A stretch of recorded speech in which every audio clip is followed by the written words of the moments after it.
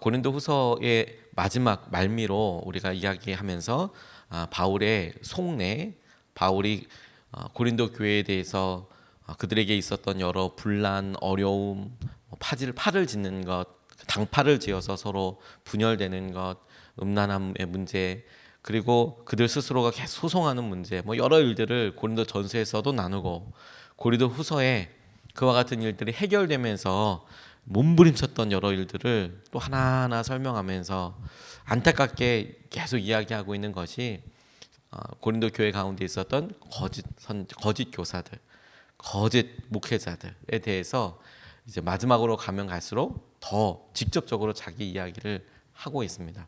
그래서 바로 앞에는 고린도 교회에서 자랑처럼 보이는 일들을, 자기의 자랑처럼 보이는 일들을 설명하기도 했고, 이야기하기도 했고, 어렵게 이야기하기도 했고, 그가 보냈던 디도에 대해서도 언급하기도 하고, 그렇게 자기의 어떤 마음에 대해서 지금 토로하고 있어요. 바울은 고린도 교회의 부모와 같은 마음으로 이렇게 대하고 있습니다. 내가 어떻게 너희들에게 다가가고 어떻게 사역했는지, 그가 고린도 교회 일을 염려하면서 다시 한번 자신의 속마음을 이제 이야기하고 있는데요. 특별히 저는 덕이 되기를 원한다. 너희들에게 이것이 덕이 되도록, 덕이 드러나도록 그렇게 될 수 있었으면 좋겠습니다. 이렇게 표현하고 있는 것에 주목하게 됐어요. 덕이 되었으면 좋겠다. 이 모든 일을 통해서 어떤 한 사람이 상처가 되고, 그리고 그 일로 인하여서 더 아픔을 막 그냥 집중하게 되고, 이게 아니라 주님께서 우리에게 회개하게 하시는 것, 주님께서 이야기하게 하시는 것, 이런 모든 일들 통하여서 매사가 다 사람들이 보기에 과연 그렇구나, 참 좋구나, 참 덕이 된다, 본이 되고, 야 이건 참 좋다, 이렇게 되도록 기도한다. 이 내용에 집중하게 됐어요. 덕이 되었으면 좋겠다. 그러면서 본인이 두려움과 그리고 걱정이라는 구체적인 표현으로 무엇을 두려워하고 무엇이 걱정이 된다, 이렇게 표현하는 것에 우리가 좀 주목해보고 오늘 같이 기도하면 좋겠습니다. 덕이 드러나는 삶, 덕이 드러나기 위해서 바울이 내가 이러이러한 것이 두렵다라고 이야기하는 것을 첫 번째로 보고 싶은데요. 19절 20절 말씀을 보면, 아마도 여러분은 우리가 지금까지 여러분에게 자기 변명을 하고 있는 줄로 생각할 것입니다. 그러나 우리는 그리스도를 믿는 사람으로서 하나님 앞에서 말하는 것입니다. 사랑하는 교우 여러분, 이 모든 것은 여러분에게 덕이 되게 하려는 것입니다. 내가 두려워하는 것은 내가 가서 여러분을 만나볼 때에 여러분이 혹시 내 기대에 어긋나지 않을까 하는 것과, 또 내가 여러분의 기대에 어긋나지 않을까 하는 것입니다.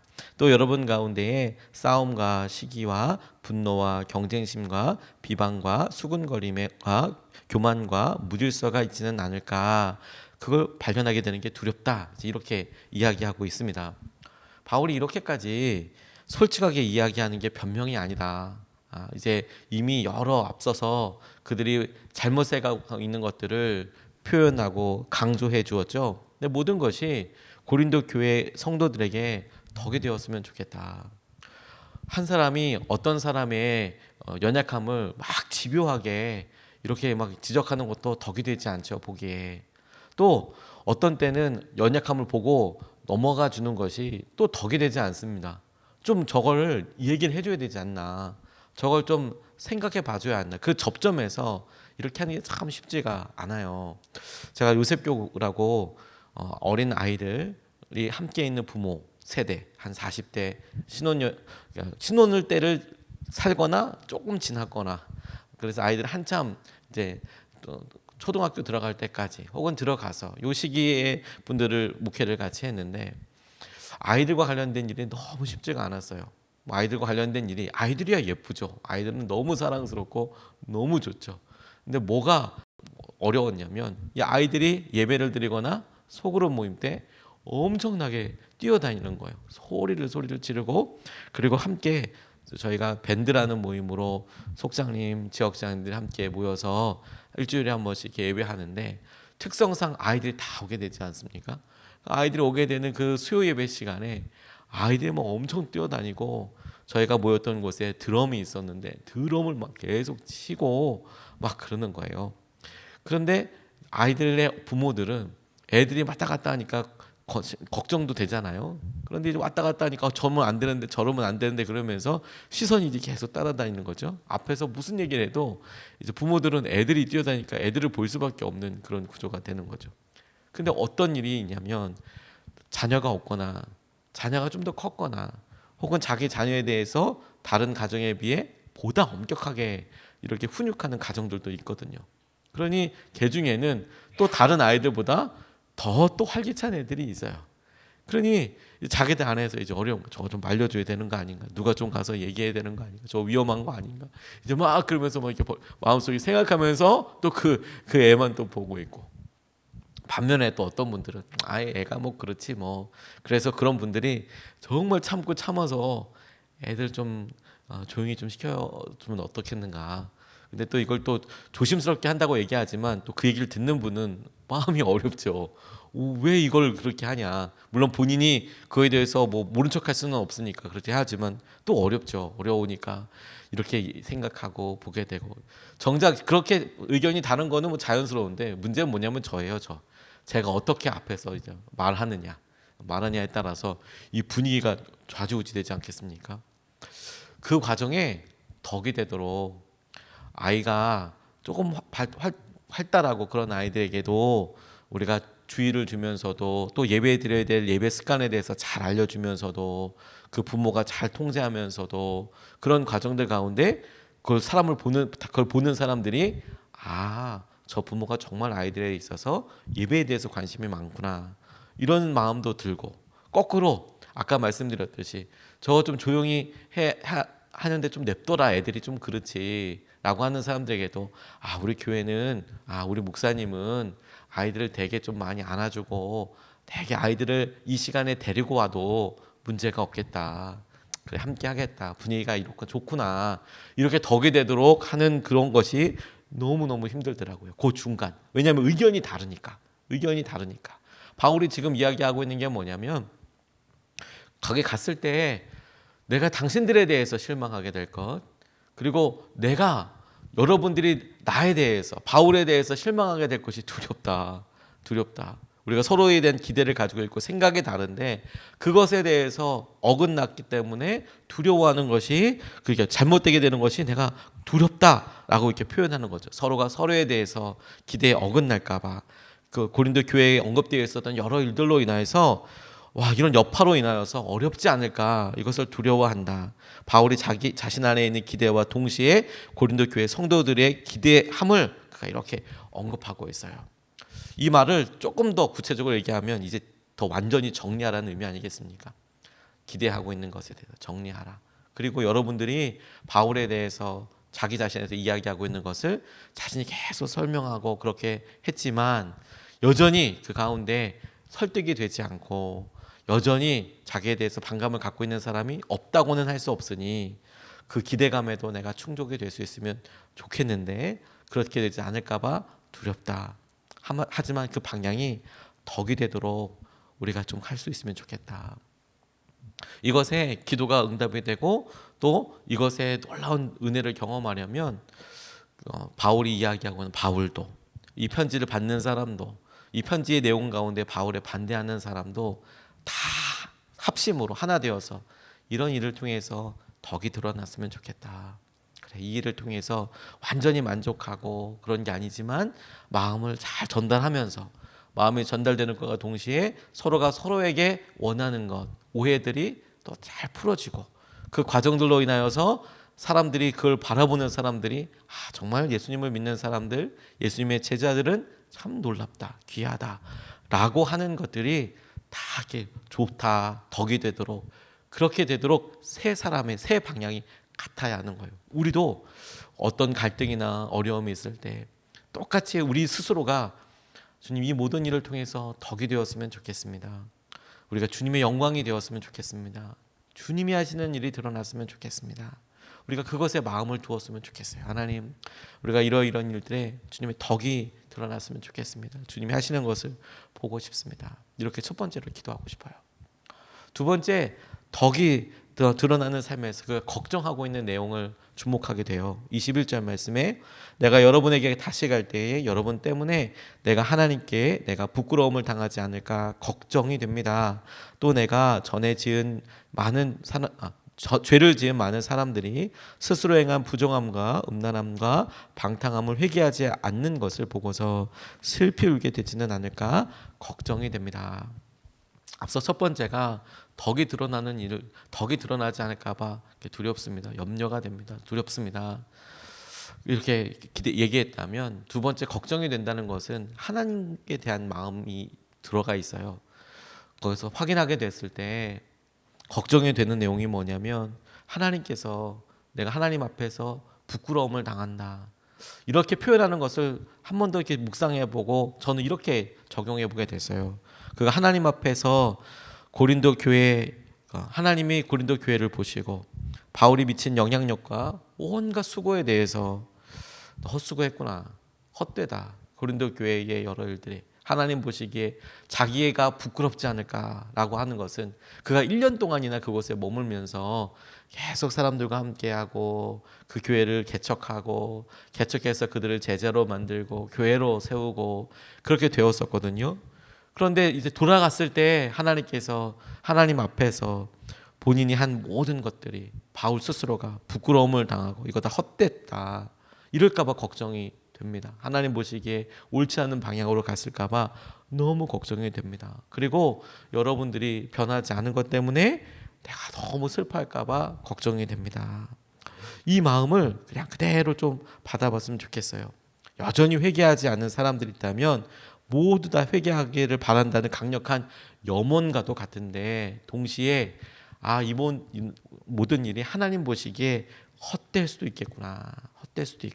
우리 스스로도 주님 이 마음을 붙잡고 우리가 하고 있는 여러 일들이 주님 보시기에 헛되지 않게 해주십시오. 열매가 되게 해주십시오. 그게 중요한 기도 제목이고 방향이겠다고 싶어요. 프로듀스 101이라는 이런 예능 프로그램이 있었답니다. 저는 뭐 쭉 보지는 않았는데요.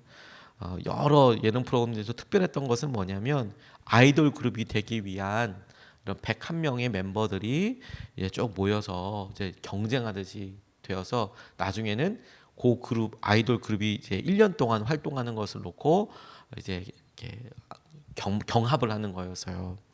그런데 그 중에 최유정이라는 유명한 아이돌인가 봅니다. 텔레비전에 출연하여서 자신의 이야기를 이렇게 고백을 한 거예요. 뭐 어떻게 고백했냐면 어린 나이에 아이돌 경합에서 최종으로 뽑혀서 최고의 자리에 올랐는데 인터뷰를 하면서 가장 고민되는 게 뭐냐, 어린 소녀죠 아직까지. 그런 어린 아이가 제일 걱정되는 게 뭐냐라고 물어봤더니 이렇게 대답했대요. 워너원 멤버들이 예능 프로그램을 위해서 임시적으로 결성된 그룹이기 때문에 1년 뒤에 해체하기로, 해체해서 소속사로 돌아가기로 이미 계약이 되어 있다는 거예요. 그래서 최유정 양이 고백하기를 힘들게 여기까지 왔는데 활동이 다 끝나서 소속사로 돌아가게 되면 그럴 때 느낄 공허함이 가장 두렵다. 이렇게 얘기를 한 거예요. 소속사로 돌아가서 처음부터 천천히 다시 시작할 수 있을지 너무너무 걱정돼요. 무슨 말인지 이해가 되시죠? 사람들이 다 관심을 가져주고 경합을 하고 있으니까 이번 라운드에서는 누가 올라갈지 그래서 그 사람의 장점 단점, 그래서 끝까지 올라가니까 사람들이 관심도 갖고 그들이 하는 일에 대해서 잘한다 못한다 평가도 해주고. 그런데 1년 후에 그 유명한 원어원 그게 해체가 되면 다시 원래의 소속사로 들어가서 자기를 다시 프로그램 출연해 주는 게 아니지 않습니까? 그러니까 처음서부터 다시 솔로로 데뷔하던 팀으로 하던 처음서부터 다시 해야 되는데 그게 내가 다시 시작할 수 있을까? 그게 걱정이 된다. 그 공허함이 너무너무 걱정이 되더라. 제가 어리지만 참 진짜 대단하다는 생각이 들었어요. 어리지만 그 공허함, 그 걱정에 대해서. 최유정 양이 99년생이래요. 99년생. 20대 초반이니까 최연소 나이로 최정상에 이제 올랐으니까 아마 이 인터뷰를 했을 때는 지금 우리가 생각 99년 이렇게 생각하면 더 어린 나이였을 거예요. 근데도 그 생각을 하는 거예요. 너무 공허할 것 같다고. 처음부터 다시 시작할 거라면. 바울이 지금 그런 마음인 거예요. 다시 처음부터 이걸 다시 시작해야 돼. 그렇게 해놨던 것이 하나님 보시기에 한 게 아무것도 없구나. 이럴까 봐 너무너무 두렵다. 걱정이 된다. 우리가 그 마음과 그 시선으로 같이 보는 거지. 하나님, 우리가 믿음 생활을 해오고 40일을 기도하고 우리가 이러이러해서 집사가 됐고 권사가 됐고 장로가 됐고 목사가 됐고 이런 마음들이 있는데 하나님 보시기에 다 헛되다. 이럴까 봐 주님 우리가 정말 걱정이 됩니다. 그 마음으로도 이 질문 자체로도 우리가 얼마나 주님께서 우리의 영적으로 깨어있도록 도전하게 되는 질문이 되는지 몰라요. 우리나라가 세계 17번째로 북극을 정복한 것이 1991년입니다. 오래되었지만 그리고 1827년 영국의 윌리엄 페리가 처음으로 북극 정복을 위해서 도전했다가 실패한 이후에 1991년까지 65개 팀이 도전했지만 17개 팀밖에 성공을 못했대요. 그렇게 힘들었대요. 북극이 너무 힘들게 막 북극을 가기가 너무너무 힘든 거죠. 현대 장비를 가지고 가도 춥기도 춥고 뭐 얼음이니까 막 움직이기도 하고 막 그렇게 너무 힘든 거죠. 그래서 한국 팀이 65번째 팀 중에서 도전했지만 다 실패하고 17개 성공한 팀에 17번째로 들어갔고 국가로는 11번째라는 거예요. 국가로는 11번째 정복을 했는데 대단한 일이죠. 근데 거기 탐험 대장이었던 최종렬 씨가 어느 일간지를 통해서 북극점을 정복하던 순간에 어땠느냐 이야기했는데 이분이 1991년 5월 7일 새벽 1시 정각 내가 지구 제1의 극지인 북극점에 서는 순간 느낀 것은 허무감과 박탈감뿐이었다. 내가 무엇 때문에 무엇을 얻기 위해 목숨까지 내던질 각오로 그 숱한 어려움을 겪으며 지구의 꼭지점을 향해 3년이란 긴 세월을 허비했던가. 목적을 향해서 그렇게 다가왔는데 막상 자기가 그곳에 서다 보니까 너무 허무하더라. 우리가 정말 중요한 본질과 주님께서 이 모든 일을 사용하게 하시고 이끄신 것들을 잊어버린다면 우리가 어떤 것을 이루었다 해서 자랑하지 못할 거예요. 하나님 앞에 우리가 어떨지 어떤 마음일지 두렵고 떨리는 마음으로 질문하고 그 가운데 머무르는 하루가 되었으면 좋겠습니다. 두 가지 내용을 같이 나눴습니다. 첫 번째, 덕이 드러나는 삶이 되었으면 좋겠습니다. 우리의 삶이 하나님 옳고 그름을 주장하고 내 의견이 맞아 이렇게 해야 해. 하나가 되기 위해서 이것만이 정답이야. 굳이 그럴 필요가 없죠. 진리의 문제라면 정말 목숨을 걸어서라도 해야 하겠지만 그게 아니라 어떤가 같이 우리 양보할 수 있고 그리고 어떤 것을 우리가 꼭 고쳐주어야 하고 기도도 하고 사랑으로도 섬겨야 될 때 이게 덕이 되는가. 이게 덕이 되도록 우리가 그것이 덕이 되지 않을까 두렵습니다. 이런 마음에 대해서 같이 붙잡고 하나님 우리가 덕이 되는 삶을 살게 해주십시오. 두 번째, 주님 그렇게 덕이 드러나는 삶으로서 걱정되는 것은 하나님이 보시기에 이 모든 일이 아무것도 아니구나 헛되다라고 이야기할까 봐 걱정이 됩니다. 이 마음으로 하나님 우리가 주님께서 보시기에도 이 일이 잘했다 덕이 되는구나 그래 이렇게 인정받는 그런 일 하루 순종을 하게 하여 주십시오. 이렇게 같이 붙잡고 기도하면 좋겠습니다. 두 번 나눠서 기도하겠습니다. 첫 번째, 모든 일들을 통해서 덕이 되게 해달라고 하나님 우리가 오늘도 덕이 되게 해주십시오. 하나님의 은혜를 누리게 해주십시오. 덕이 되는 삶을 살게 하여 주십시오. 우리가 첫 번째로 같이 함께 기도하겠습니다.